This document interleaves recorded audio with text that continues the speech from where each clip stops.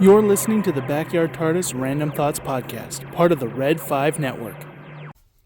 Hey, it's Nicholas with another Random Thoughts Podcast, part of the Red 5 Network. I'm hoping to get this one out tomorrow. I actually have two other podcasts that I have already recorded, and I'm sad to say I haven't had them out in the last couple of weeks because I haven't had time to edit them, but I want to stay on topical, and hopefully those two will release the next 2 weeks. I got one talking about the state going into 2025 of kind of comic book movies, both Marvel and DC, and my excitement or lack thereof of those, and kind of looking back at what I have or haven't consumed the previous years. So that one is recorded. It just needs a little editing, and I'm probably going to add a little more because of the whole Marvel 5.5 hour live stream. I'm probably going to record a little blip and put it on the end of that about that. And then I did another one kind of talking about the rumors, kind of pre-excitement by fans, but that have been kind of proven false, but then probably are still going to come true, about Kathleen Kennedy stepping down and Doctor Who being canceled. So just going to kind of talk about, the internet does this thing where they blow a buzz, and I wanted to wait a little bit, and I did, so that I could see how it all blew over.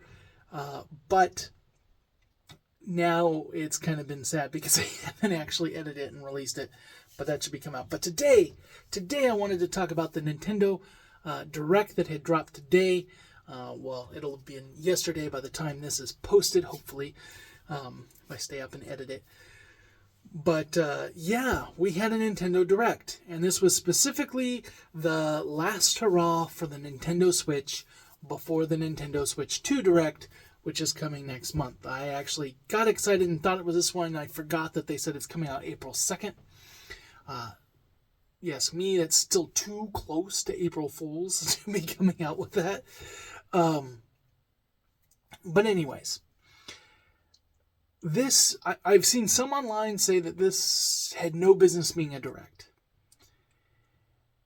And in my mind, in some ways, yes. In other ways, I feel that there were a few games that they should have just spent more time on, and other games that should have just been in the montage that they actually spent time on that they shouldn't have, because they just don't. It brought the overall Direct down. Now, I've always talked about how a good Direct has kind of the right ebb and flow. Like, you start out with something really flashy, but it's not one of your big reveals, but it's a flashy CGI trailer of something that's in development, but that's not ready yet. That's kind of like, you're like, whoa, and it starts you off in a moment of excitement. Then you kind of do a couple of big titles, but they're for niche franchises. So there's like, some people will be really happy and other people will be kind of wearing off. And then you kind of do kind of a big meaty game that's about to come out that you can really go in depth and show that, and that kind of brings the hype back. After that, they usually do a scissor reel and a couple of games you don't really care about, or more niche kind of titles, like, oh, this is where we put our farming simulator, our indie title, our Metro, stuff that like certain people like, not the collective Nintendo fans like. And then you kind of hit it with a big 1-2 punch ending, with, like, this is the big reveal we wanted, and one more thing, and we're going to announce something, and it's really just like a title drop or something is your last punch, but it's something big. Usually, if they follow that format, those have been historically like the most legendary Directs. And that isn't a format I just made up. That is like me examining like the ones that I come out and go, wow, that was an A+, that was the best Direct. Follows that formula. And then if it strays a little bit, but it's kind of following that formula, it usually gets a B. And when it's a really bad Direct that's like below that, is usually when they just completely throw this formula out the window. And that's what this was. It's not that there wasn't good announcements. It wasn't that there wasn't good games. But they really didn't follow this formula. And by the time some of the good games came out, it was kind of like, am I really even paying attention, or is this just in the background now? So it came right out the bat. Dragon Quest. I don't know, but it seems like the last 5 directs or more have all had Dragon Quest announcements of remakes. And that was one of the things, like, I think this Dragon Quest remake was like, oh, this Dragon Quest is like out next month. And look, here's a look at the next one that's coming that's good. And we also have in development these other 2. And it seems like it's been that way. And then I think in the last direct or direct before last, these 2 games were, oh, and these are also in future development. This time they said, oh yeah, they're coming along, and here's a little bit of footage of it, but this is remakes after series of remakes. It was kind of like the Yakuza series for Sega. Like at a certain point, they're remaking them all. Like they're like, oh yeah, we're all the way up to like Yakuza 5, 6, 7 or whatever. But they've come so long that we're going to start remaking Yakuza 1 and then Yakuza 2 and then Yakuza 3, and then we're going to come these spin-off games that like the West never got. We're going to do remakes of them and bring them to the West, and it just got to a point where like it seemed like they were just announcing Yakuza games every 6 months. And to someone who's not like super into Yakuza, it just kind of blurs together. And like, isn't this the same game you showed off to me last time? Oh no, it's a different number. I can't tell you that it's different. It looks the same. It's not quite the same, but it'd almost be like if EA started bringing back, like, well, they already do. Activision already does this with like Call of Duties, but like, if sports games, like, oh yeah, remember how much you loved like FIFA 2019, well, it's back, or it'd be silly like that, because you're going through and there's just so many of similar games being remade, and it just becomes like, now it's like almost a joke that there has to be a Dragon Quest announcement in a Nintendo Direct. Having that be the opening one, that is not a significant thing. Like, yes, Dragon Quest has the fans, but that's a niche fandom. And it's a niche fandom that is being fed to the point where their wallets are hurting, and they're probably going to be picky and choosy about what they buy. Because you can only play, so like, these are all RPGs, so every one you get is so many hours, and if you're getting a remake every year, at a certain point you're like, yeah, I'm going to buy that in a month or 2 when it's on sale, not now. It's not the biggest splash, and it's for a niche fandom. We had multiple farm sim games, multiple Tamagotchi games. In fact, a Tamagotchi game was the big ender. You know how I said the 1-2 punch? Well, it was the one. It was the one wimpy punch, and then it was followed up by an equally wimpy punch. But it had Shigeru Miyamoto, and we'll get to that. But yeah, 2 Tamagotchi games, multiple rhythm games, a Hotshot Golf, and a Disney Villains game. That's the other thing. Like, there's always a farm game. There's always rhythm games now, and now there's always a Metrovania. There's always a bunch of like JRPGs now, or JRPG remakes, like we said with the Dragon Quest. And there's been this consistent Disney thing. The only thing that wasn't in here was a Just Dance. That's the only thing that's in every Direct that wasn't in this, was Just Dance, which I was kind of surprised, because the Disney thing, which is like, quote unquote, the 4 young girls, but this was like Disney villains, and they say it's for young, but it's all the villains from like the Renaissance age. You know, it was Jafar and, you know, Ursula, and before that, you know, like there was Cruella de Vil. It's like, but it's really based in that nostalgia. I don't know how much of that is for little girls today. I don't know if, you know, maybe that is Disney Plus gets everybody in that, but I noticed that kids today aren't as interested in those. as they are the new stuff like Frozen and stuff like that. So it just, but I see these like, there was like a Disney modeling one in a previous one, and then a Disney, all sorts of like sim games and stuff like that. And this was nothing. It was like a coffee shop for villains, or something like that. I was like, why are we treating this like this is a big title? This is part of the montage. This is not... So there was just a lot of that. Now, what did I find interesting? So there was a handful of games that were interesting.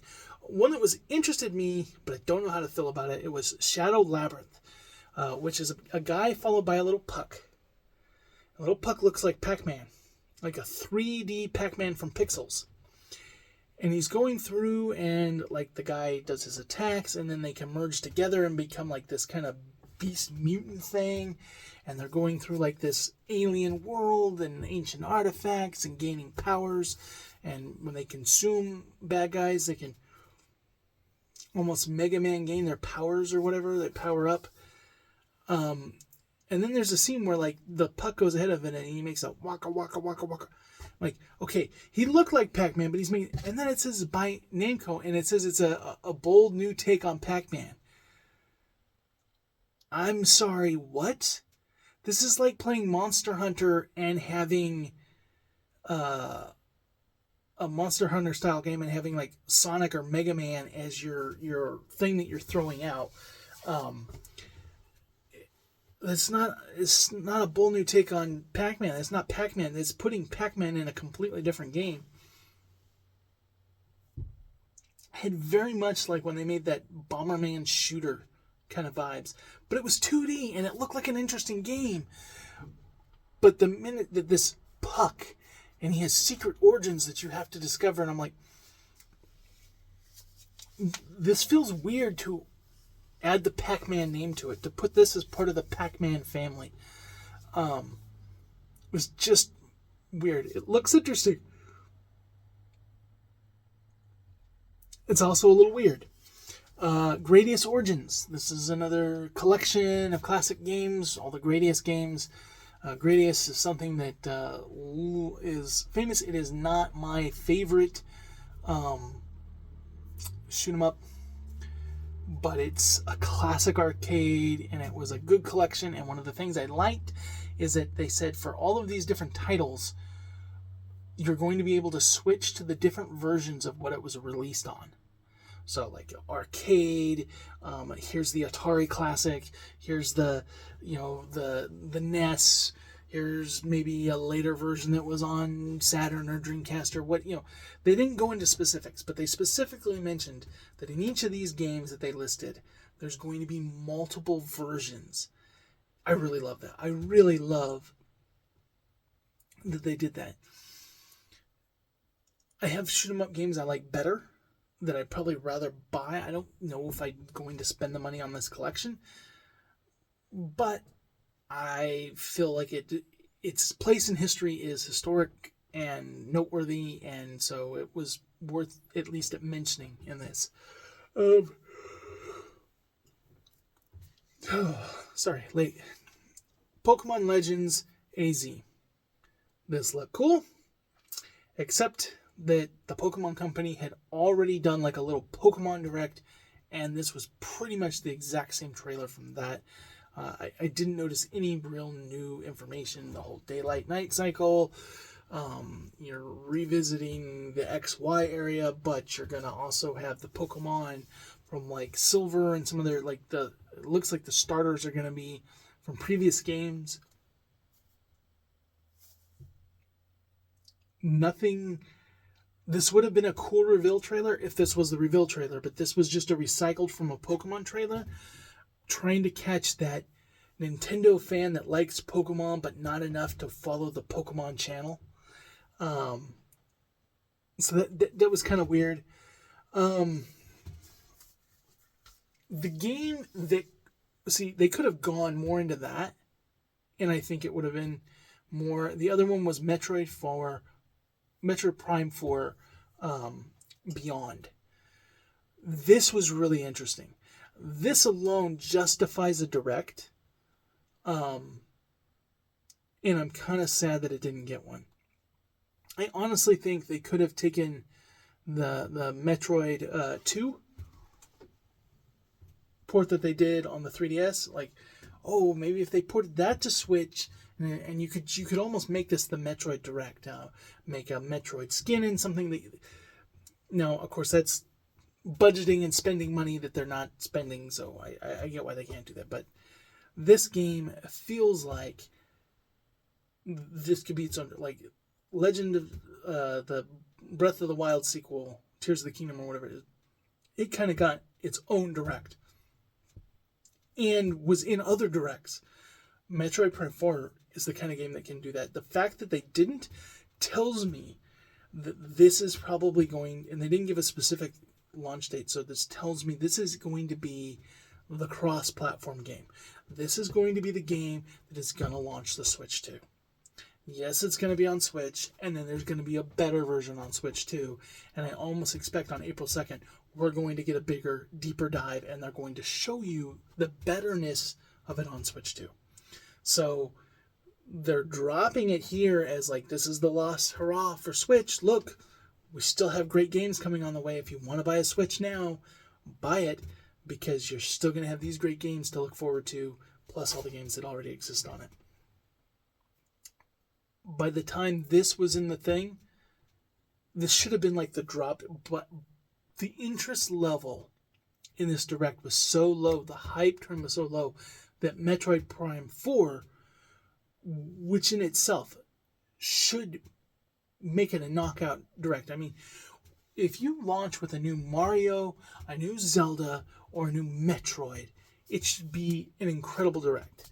You know, there's people that love Splatoon, there's people that love Pikmin, there's people who love I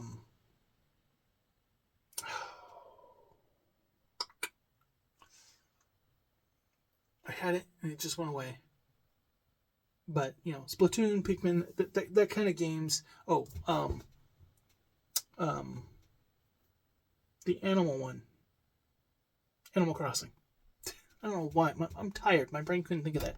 Like, those are kind of the middle. Kirby, Donkey Kong. Those are all kind of like the middle, like the Nintendo's next tier. That, like, some people, Fire Emblem would be another one. Those are ones that some people will get really hyped over, but they're not as universal. But Mario, Metroid, Zelda, those drop. It's a huge thing for a direct. Pokemon is also up there, but Pokemon usually doesn't get the big reveal in a direct. So it's sad to see that not take this direct to the next level, because I felt like it didn't do that. Now, something that I find interesting in this, he's gonna go on Ancient, and he's gonna get, you know, mystic powers or whatever on this hidden planet, so unlock these things, which is kind of a Legend of Zelda thing now. In the last Tears of the Kingdom, Link got a tablet, which he could use to kind of magnetically put things together and create vehicles and, you know, like tanks and planes and different things. So it's like Link is getting technology. Samus is getting like ancient powers. It's almost like they swapped each other's world. You know, at this point, they should do a game where they cross over. It's like, but the other big thing, they talked about virtual game cards. This is one that's probably caught the most flack online. I'm sorry, but I don't really see how this is different than the system they already have in place, other than that it can be done from Switch to Switch. Right now, your Nintendo account allows you to put it in the cloud and then re-download on your Switch, but you can log in on another Switch and put it down onto that. The only difference now is two Switches can communicate, and you can say, I want to move this cart to that Switch. So, like, if you have a family Switch in the family room like I do, and then you have a Switch Lite that I take with me to work, I could theoretically use that to swap the games back and forth versus putting my backup save online, which doesn't tick it off, and then downloading that backup save on my second Switch, which is what I do now.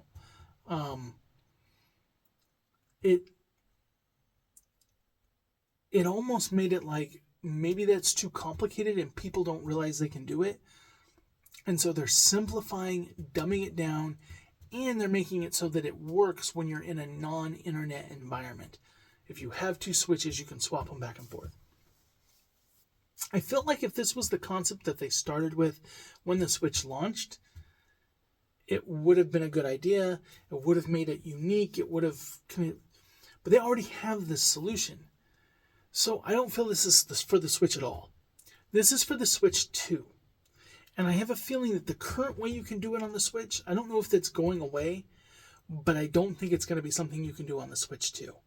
And I think what they didn't tell you is this is going to be so you can just take the carts that you have digitally on your Switch and move them to your Switch 2 without any headache or that, and not using the online network thing. They're trying to make it as simple as possible and uses less Nintendo bandwidth. If everybody's downloading all their games over to the new system, here they could just be doing a local Bluetooth or whatever it is, infrared from Switch to Switch. Now, remember I said it was kind of a wimpy punch? It was a Tamagotchi game with Mii's that was very much trying to be the next Animal Crossing without it being Animal Crossing, to be a new Mii game. I'm sorry, but they let the Mii's go, and we're at a point now where people don't care about the Mii's anymore. That is, they abandoned it when the Switch first came out. They were trying to distance themselves from the Wii U and the 3DS, and as a new product, people stopped using the Mii's like it used to be. They were people's online avatars. They were, and now it's kind of archaic and outdated, and people really don't care if you have a game that uses the Mii's anymore. Let alone a Tamagotchi game. But that was followed out with Miyamoto going, they made it very clear, this is the last game we're going to talk about, and then it was Tamagotchi with Mii's, and you're like, really? And they go, we have one more thing to show you. Oh, maybe another Nintendo movie news because Miyamoto's coming out. Maybe some theme park news. Oh, maybe it's more about the Nintendo, museum. Whatever it is, it's gonna be. It's a new app that basically says, hey, with the Switch 2 coming out, we're gonna launch an app where every day you're gonna get some Nintendo news, every single day.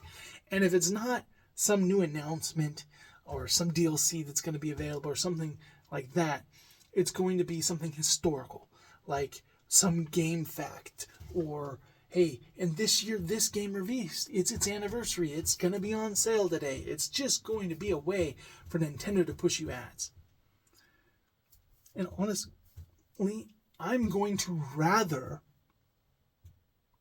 consume the news from other news sites. Because if it's nothing of interest to me, nobody's going to report on it. But if it's something that I'm actually going to care about, people are going to report on it. So I kind of look at it like, I don't want this app annoying me with notifications every day. I'm not that big of a Nintendo fan that I want to hear that this was the day that Miyamoto drew his first Chomp Chomp or whatever. I don't need that. It was a whimper at the end. Metroid Prime was in the middle, as well as the Pokemon Legends game. But I think Pokemon Legends might have been a good one to start with. It would have been flashy. I don't know what would have been. Oh, I missed one. I didn't talk about the Marvel Cosmic Invasion, a classic Marvel beat 'em up, like done like the older, like this is not just a re-release of that, which Capcom has been doing those, but this is like a new one, and we've been in the beat 'em up renaissance. I feel like 5-8 years ago, we were in the fighting game renaissance. We had like Street Fighter 4 come out. We had New Killer Instinct. We had Mortal Kombat came back. There was like the Skullgirl. There was a bunch of fighting games, and fighting games just suddenly blew up. And then you had Smash Brothers Ultimate, kind of was like that at the end of that, where Smash Brothers, I think 4 was kind of at the beginning of that, along with those others, and it just kind of was like all the major, and there was some big Tekken, and sadly, games like Power Stone and Virtual Fighter didn't really get to celebrate during all that. But fighting games like blew back up. All of a sudden they were popular and they were everywhere again. This arcade classic. And right now we've got new Teenage Mutant Ninja Turtle beat 'em ups. We've got remakes of the original Teenage. We've got the same thing with Streets of Rage. And now we have this, and it just seems like between re-releasing classic ones, like Final Fight, and it is, is it Final? Whatever the Capcom one that was kind of like the answer to Streets of Rage, and Streets of Rage is the answer to that. You had all of these beat 'em ups have been coming out, and now we have this, which is a brand new. It's just kind of great. Like this little like 5-year period is now the beat 'em up renaissance. We had the fighting game renaissance, and then fighting games kind of went back to kind of not being good anymore with the new Street Fighters, and kind of Killer's Instinct went back dead, and the Mortal Kombat has kind of just grown stale with just trying to make itself look more gruesome, but at the end of the day, they're all gruesome, and it's not drawing in the fans like it was when it first came back. And so, and I think Tekken's kind of burned and run its course too. So it's like fighting games are going back dormant, but now it's the beat 'em up era, and I love beat 'em up. So that was a really cool game. Spend more time on that. Less on Disney Villain Cafe. It's so, but I feel like Metroid Prime 4, had that been at the end and more time spent on it, I think that would have been better. And make the one more thing. You could make it that My Nintendo News, and then mention that there's some big piece of news on. In fact, if you download it now, the direct isn't over. There's a little bit more on there, and you're going to get the first look at something on Switch 2, which we said we weren't going to talk about till April, but we're going to have a sneak peek on there today. Boom, end the thing. That would have raised the hype level. You would have had the positive, like ending on Metroid and spending more time on that, diving more into some actual, like, have it announced, and then let's look at some gameplay. I think that would have greatly improved it. Some of the stuff that they actually talked about and like spent time and then recapped it with the Nintendo president there, that should have been just montage fodder, in my opinion, a lot of that stuff. And they should have given more time to that, and they should have opened probably with Pokemon, not creating a new game that wasn't there. Pokemon would have been like kind of flashy trailer, but it wasn't substance. That you start out with something that's like, ooh, if this is what they're starting with, what are we going to get? I think Pokemon would have been more than Dragon Quest. You could have put Dragon Quest right after that, because that's usually what you start with, something splashy, and then something a little less splashy that's more niche right after it, that which I feel is what Dragon Quest fits. So that was my thoughts. This was C+. It wasn't awful. It was awfully put together. It was lackluster. But there were some good, interesting things in there. I wasn't Metroid Prime 4, wow. The Marvel Comics, the Marvel Cosmic Invasion beat 'em up, cool. The Shadow Labyrinth with Puck, in the Pac-Man universe, intrigued. Like, there's something, but there wasn't enough. There wasn't enough, and it wasn't paced well.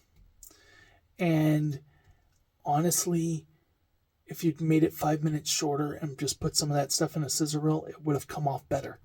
Because the stuff that was good would have felt more important if it wasn't showered in a sea of mediocrity.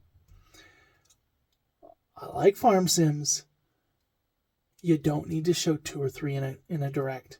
I like rhythm games. You don't need to show 2 or 3 in one direct. And have one not coming out till 2026. Like, a small-time rhythm game that nobody's heard of coming out in 2026. You already announced more famous rhythm games coming out this year, and then you had one that was coming out in 2026 that I'd never heard of. It's going to be a smaller title, more like an indie title, after the Switch is going to be replaced by the Switch 2. Hotshot Golf. There's just not. I'm looking at these notes. There's a lot, and there was a lot of other stuff I didn't write down because I didn't remember past it. And there's going to be fans that are specifically fans of those games or those studios, and some of them might have been indie, but it was a whole lot of not grabbing me games that were getting attention. And some of those ones that I didn't mention are actually probably the ones that deserve to stay there. They were legitimate games. Some of these other ones, spending time on a Hotshot Golf game, on a Disney Villain Cafe, on 2 Tamagotchi, like, some of these was spending too much time on clearly B-roll, shovelware, family, Wii type games on the Switch at the end of its life.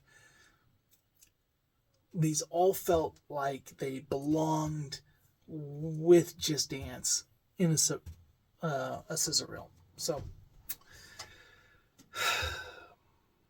but even though they made you wait 20 minutes before this started and it was about 10 minutes too long, it's still better than Marvel spending 5.5 hours just showing you the backs of actors' chairs. It's like, I can't believe that. So in that way, Nintendo won. If you're going to compare those two info dump live streams. Anyways, this has been the Backyard Charters Random Thoughts, part of the Red 5 Network. Let me know if you saw the direct, what you thought. Were there any games you were interested in? Anything that upset you? Like, what do you think of the virtual game carts and Nintendo today? Were those announcements good or bad for you? Let me know down in the comments below, and I will see you in the next video.